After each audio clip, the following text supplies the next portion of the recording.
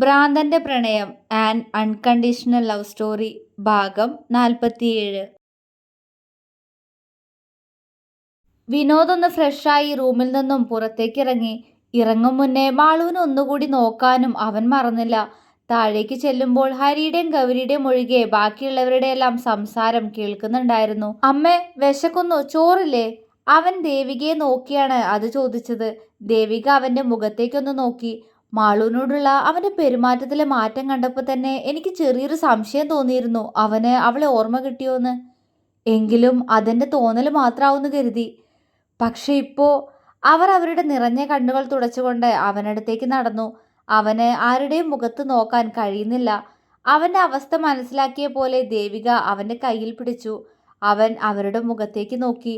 അവർ നിറഞ്ഞ കണ്ണോടെ അവന്റെ മുഖം കൈകളിൽ കോരിയെടുത്ത് അവന്റെ തല താഴ്ത്തി ആ നെറ്റിയിലൊന്ന് ചുംബിച്ചു. വിനോദിന്റെ കണ്ണുകൾ നിറഞ്ഞു. അമ്മയ്ക്ക് സന്തോഷായി ഉണ്ണി. എൻ്റെ മോളുടെ പ്രാർത്ഥന ഈശ്വരൻ കേട്ടൂലോ. അത്രയ്ക്ക് എൻ്റെ മോള് നിനക്ക് വേണ്ടി കണ്ണീരൊഴുക്കിയിട്ടുണ്ട്, ദേവിക നിറഞ്ഞ കണ്ണോടെ പറഞ്ഞു. അവൻ അവരെ വെറുതെ നോക്കി നിന്നു എന്നല്ലാതെ മറുപടി ഒന്നും പറഞ്ഞില്ല. ഉണ്ണി, അമ്മയ്ക്കറിയാം എൻ്റെ കുട്ടിക്ക് ഗായുമോളെ ഒരിക്കലും മറക്കാൻ കഴിയില്ലാന്ന്. മറക്കുകയും വേണ്ട. പക്ഷേ ഇനിയും എൻ്റെ മാളുനെ നീ സങ്കടപ്പെടുത്തരുത്, ദേഷ്യം കാണിക്കരുത്, അവർ ഇടറുന്ന സ്വരത്തോടെ പറഞ്ഞു. ഹരി ഉൾപ്പെടെ എല്ലാവരുടെയും കണ്ണുകൾ വിനോദിൽ തന്നെയായിരുന്നു. എനിക്ക് അവളോട് ഒരു ദേഷ്യമല്ല അമ്മേ, ഇഷ്ടം എനിക്ക് അവളെ. പക്ഷേ അവളെ എല്ലാ അർത്ഥത്തിലും എൻ്റെ ഭാര്യയാക്കാൻ എനിക്ക് അല്പം കൂടി സമയം വേണം. അവൻ്റെ ശബ്ദം പതിഞ്ഞു പോയിരുന്നു. സമയം വേണമെങ്കിൽ പിന്നെ നീ എന്തിനാടാ പുല്ലേ ഇന്ന് എൻ്റെ മോളെ ഞങ്ങളുടെ മുന്നിലിട്ട് കിസ്സടിച്ച്? ഹരി കുറുമ്പോടെ അവനടുത്തേക്ക് വന്നുകൊണ്ട് ചോദിച്ചു. എല്ലാവരും ഞെട്ടലോടെ ആണോ എന്ന പോലെ അവനെ മിഴിച്ചു നോക്കി. വിനോദ് ചമ്മിയ മുഖത്തോടെ എല്ലാവരും ഒന്ന് നോക്കി ഹരിയെ തറപ്പിച്ചു നോക്കി. ഹരി അവനെ പുച്ഛിച്ചു. അവൾ എന്നെ ഒരുപാട് സ്നേഹിക്കുന്നുണ്ട് അമ്മേ, എനിക്കറിയാം. ഞാനും അവളെ സ്നേഹിക്കുന്നുണ്ട്.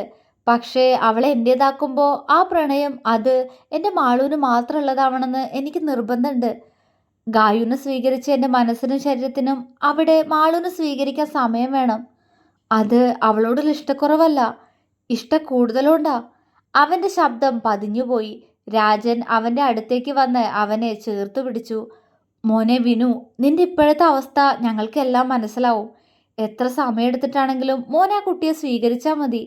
അയാൾ പറഞ്ഞപ്പോൾ അവൻ നിറകണ്ണുകളോടെ തലയാട്ടി. പവിത്രയും ചിന്നുവും ചിരിയോടെ അവനെ നോക്കി. ചിന്നുവിന് അത്രയ്ക്ക് സന്തോഷം തോന്നുന്നുണ്ടായിരുന്നു. ഏട്ടത്തിയുടെ കണ്ണീര് അത്രയ്ക്ക് കണ്ടിട്ടുണ്ട് ഞാൻ. ഇനിയെങ്കിലും അതിൻ്റെ സന്തോഷം കാണാലോ. അവൾ മനസ്സിൽ ഈശ്വരന്മാരോട് നന്ദി പറഞ്ഞു. അല്ല, ഞാൻ ചോദിച്ചതിന് മറുപടി പറഞ്ഞില്ല. അവളെ സ്വീകരിക്കാൻ നിനക്ക് സമയം വേണമെങ്കിൽ പിന്നെ നീ എന്തിനാ അവളെ ഉമ്മ വെച്ചേന്ന്? ഞങ്ങളത് കണ്ട് മുഖം തിരിച്ചതുകൊണ്ട് കുഴപ്പമില്ല. എന്നിട്ടും പല്ലി ചലക്കണ പോലെ എന്തൊക്കെ ശബ്ദം കേൾക്കുന്നുണ്ടായിരുന്നു.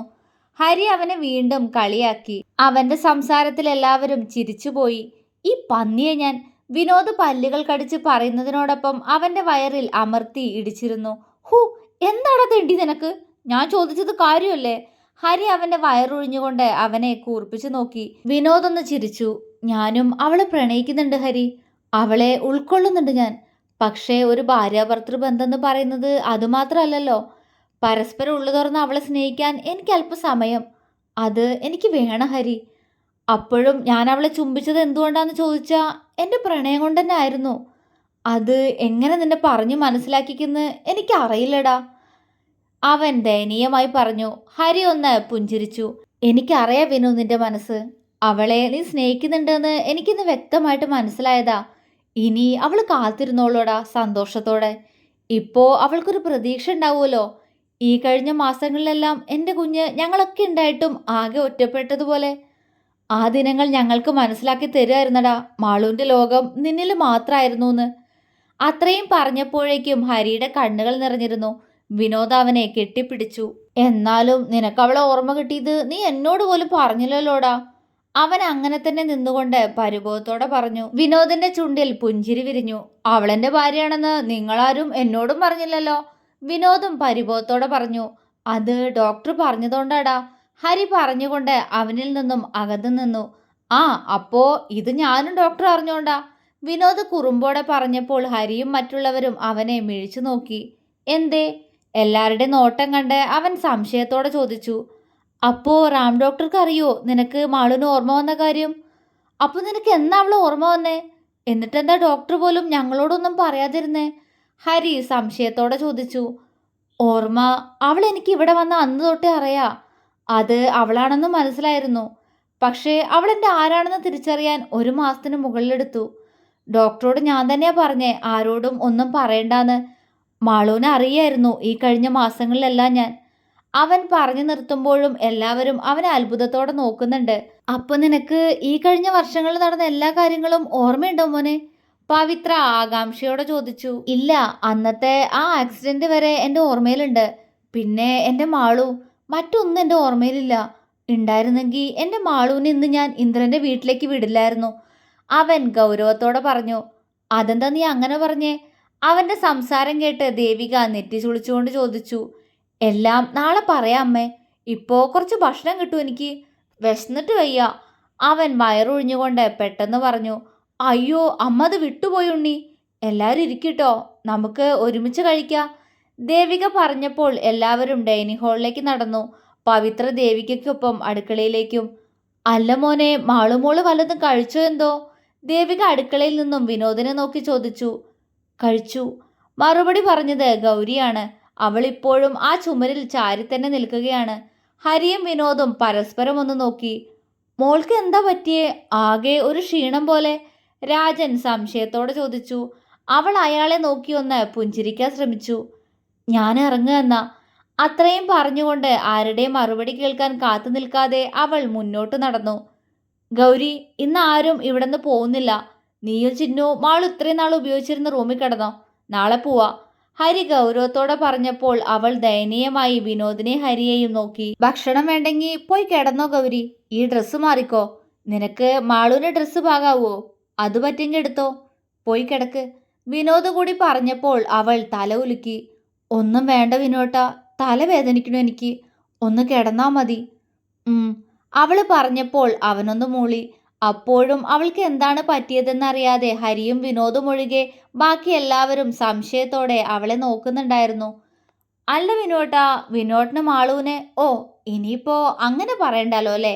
അതായത് വിനോട്ടിന്റെ ഏട്ടത്തിയെ എങ്ങനെ ഓർമ്മ കിട്ടിയേ? എന്തെങ്കിലും ഇൻസിഡന്റ് ഉണ്ടായോ? കഴിച്ചുകൊണ്ടിരിക്കുന്നതിനിടയിൽ ചിന്നു ചോദിച്ചതും അവളുടെ പെട്ടെന്നുള്ള ചോദ്യം കേട്ട് ആഹാര നെറുകയിൽ കയറി വിനോദ് ചുമയ്ക്കാൻ തുടങ്ങി. ഹരി പെട്ടെന്ന് അവന്റെ തലയിൽ ഒന്ന് കൊട്ടി വെള്ളം അവന്റെ കയ്യിൽ കൊടുത്തു. അവനത് ഒറ്റവലിക്ക് കുടിച്ചു തീർത്തുകൊണ്ട് ഗ്ലാസ് ടേബിളിൽ വെച്ച് ചിന്നുവിനെ മിഴിച്ചു നോക്കി. എല്ലാവരും അവനെ തന്നെ നോക്കിയിരിക്കുകയാണ്. എന്താടാ? അവന്റെ മിഴിച്ചുള്ള നോട്ടം കണ്ടതും ഹരി അവനോട് സംശയത്തോടെ ചോദിച്ചു. വിനോദ് ഒന്നുമില്ല എന്ന് ചുമലനക്കി. വിനോട്ടൻ ഒന്നും പറഞ്ഞില്ലല്ലോ? ചിന്നു വീണ്ടും ചോദിച്ചു. ഈശ്വര, ഈ കുട്ടിപ്പിശാശ്, ഇതിനോട് ഞാൻ എങ്ങനെ പറഞ്ഞു കൊടുക്കും അവളെ ഓർമ്മ കിട്ടിയ സീൻ? അവൻ ദയനീയമായി മനസ്സിൽ ചിന്തിച്ചു. അതിനെക്കുറിച്ച് ഓർക്കുമ്പോൾ പോലും അവളുടെ നഗ്നമായ ശരീരം എൻ്റെ ഓർമ്മകളിൽ തെളിയുന്നു. വിനോദ് തലയൊന്നു കുടഞ്ഞു. ചിന്നു അപ്പോഴും അവനെ സംശയത്തോടെ നോക്കുന്നുണ്ട്. അത് ഓർമ്മയില്ല. ഒരു ദിവസം സ്വപ്നത്തില് അങ്ങനെ എന്തോ അവളെ കല്യാണം കഴിച്ചതെന്തോ ഓർമ്മ വന്നു, അത്രയേ ഉള്ളൂ. അത്രയും പറഞ്ഞുകൊണ്ട് അവസാനത്തെ ഉരുളയും വായിലേക്ക് ഇട്ടുകൊണ്ട് അവൻ പാത്രവും എടുത്ത് പെട്ടെന്ന് അടുക്കളയിലേക്ക് പോയി. ചിന്നു ഹരിയും അവൻ പോകുന്നത് നോക്കി സംശയത്തോടെ ഇരുന്നു. വിനോദ് റൂമിലേക്ക് കയറി വാതിൽ അകത്തേക്ക് കുറ്റിയിട്ടുകൊണ്ട് ചുമരിൽ അവൻ വരച്ച ഗായത്രിയുടെ ചിത്രത്തിന് മുന്നിൽ വന്നു നിന്നു. അവനൊന്ന് പുഞ്ചിരിച്ചു. സന്തോഷമായോ ഗായു നിനക്ക്? സ്വപ്നത്തിൽ വന്ന് എപ്പോഴും പറയാറില്ലേ മാളൂന് സങ്കടപ്പെടുത്തരുത് നിന്നോട്? ഇന്ന് ഇങ്ങനെയൊക്കെ സംഭവിച്ചത് ഒരു ദൈവനിശ്ചയാവൂലേ ഗായു? അതുകൊണ്ട് മാളു ഇപ്പോൾ എൻ്റെ റൂമിലെത്തി. അല്ലെങ്കിൽ ഇപ്പോഴും അവളും ഞാനും വേറെ വേറെ റൂമുകളിലാവുമായിരുന്നു. ഇത് തന്നെ നല്ലത് അല്ലേ? അവൻ മാളുവിനെ ഒന്ന് തിരിഞ്ഞു നോക്കി. നിഷ്കളങ്കമായി ഉറങ്ങുന്ന അവളെ കാണെ അവനിൽ വാത്സല്യം നിറഞ്ഞു. ഒരു കുഞ്ഞു പെണ്ണാണല്ലേ ഗായു എൻ്റെ മാളു? അവനൊന്ന് നിശ്വസിച്ചു. പക്ഷേ അവള് കുഞ്ഞാണെങ്കിലും അവളെ വിട്ടുകളയാൻ എനിക്കാവില്ലടി. കാരണം നിന്റെ വിനോദനും അവളെ പ്രണയിക്കുന്നുണ്ട്. അർഹതയുണ്ടോന്നറിയില്ല, പക്ഷേ എൻ്റെ മാളൂട്ടനെ ഞാൻ ഒത്തിരി പ്രണയിക്കുന്നുണ്ട്. അവൻ ഗായുവിനോട് പുഞ്ചിരിയോടെ പറഞ്ഞുകൊണ്ട് ലൈറ്റ് ഓഫാക്കി ഡിം ലൈറ്റ് ഇട്ട് മാളുവിൻ്റെ അരികിലേക്ക് കിടന്നു. അവൾക്കടുത്തേക്ക് കിടക്കുന്തോറും അവൻ്റെ നെഞ്ചിടിപ്പ് ഏറി വന്നു. അവൻ അല്പനേരം കണ്ണടച്ച് കിടന്നു. പതിയെ മുഖം ചെരിച്ച് അവളെ ഒന്ന് നോക്കി. വാ തുറന്ന് ഒരക്ഷരം പറയില്ല പെണ്ണ്. ഇന്ദ്രൻ്റെ വീട്ടിലേക്ക് പോണേൻ്റെ മുന്നേ ഞാൻ ചോദിച്ചത് അവളോട് എന്തെങ്കിലും പറയാനുണ്ടോന്ന്. അവനൊന്ന് നിശ്വസിച്ചു. ശരിയാക്കി തരാടി നിന്നെ ഞാൻ. ഞങ്ങൾ വന്നില്ലായിരുന്നെങ്കിൽ ഇപ്പൊ എന്താവും ഉണ്ടാവുക?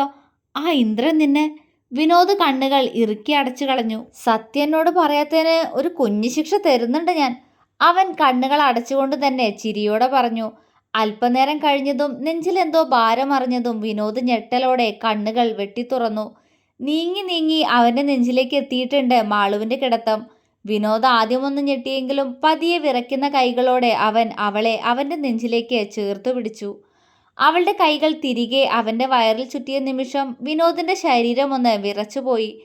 കണ്ണിൽ വീണ്ടും ആ സ്വപ്നം നിറയുന്നു. അവന്റെ ശരീരം വിയർത്തുപോയി.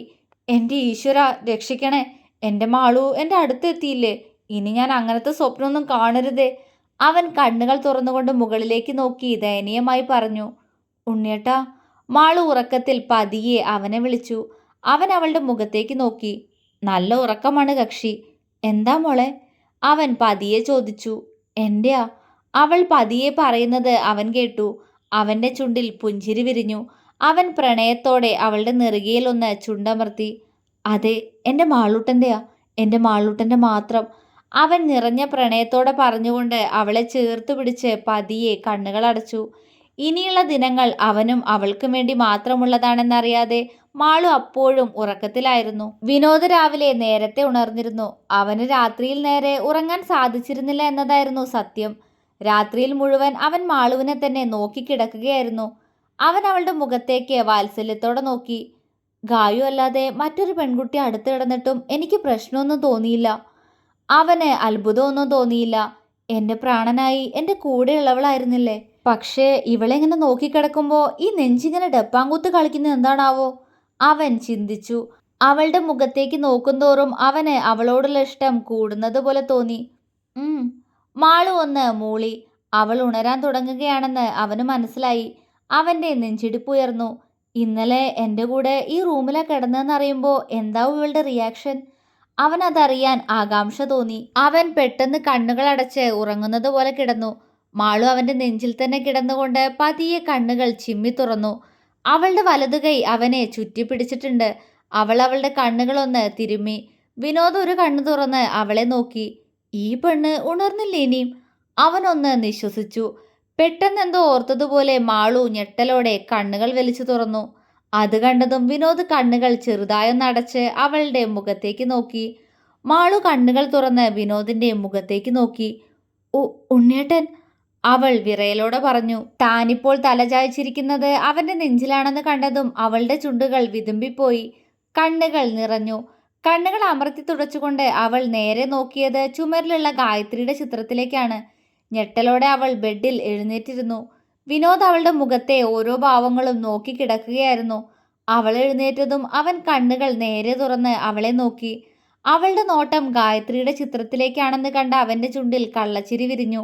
എവിടെയാണ് കിടക്കുന്നതെന്ന് അവൾ ഇപ്പോഴാണ് അറിഞ്ഞതെന്ന് വിനോദിന് മനസ്സിലായി. മാളു റൂമിന് ചുറ്റും കണ്ണോടിച്ചു. അവളുടെ കണ്ണുകൾ നിറഞ്ഞൊഴുകി. എൻ്റെ മഹാദേവ, ഞാനെങ്ങനെ ഇവിടെ? ഉണ്ണിയേട്ടൻ്റെ മുറിയിൽ, ഉണ്ണിയേട്ടൻ്റെ കൂടെ? ആലോചിക്കും തോറും അവളുടെ കണ്ണുകൾ വീണ്ടും നിറഞ്ഞൊഴുകി. അവൾ പെട്ടെന്ന് വിനോദിനെ തിരിഞ്ഞു നോക്കി. അവൾ തിരിയുന്നത് കണ്ടതും അവൻ പെട്ടെന്ന് കണ്ണുകൾ അടച്ചു. അവൾ അവൻ്റെ മുഖത്തേക്ക് തന്നെ നോക്കിയിരുന്നു. അവളുടെ കണ്ണുകൾ നിറയുന്നതിനൊപ്പം അവളിൽ നിന്നും ഒരു തേങ്ങൽ ഉയർന്നു.